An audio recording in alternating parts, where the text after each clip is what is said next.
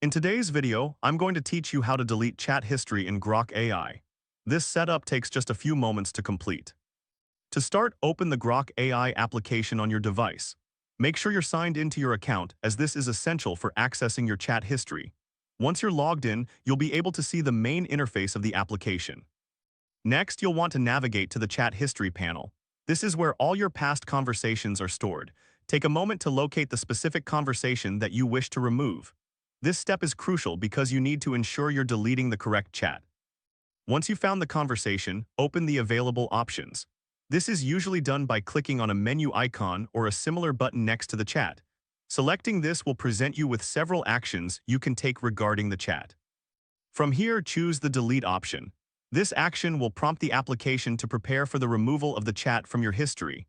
It's important to be certain about this step, as it will permanently erase the conversation. With that out of the way, you'll need to confirm the action. A confirmation message will typically appear asking if you're sure you want to delete the chat. Go ahead and confirm this action to finalize the process.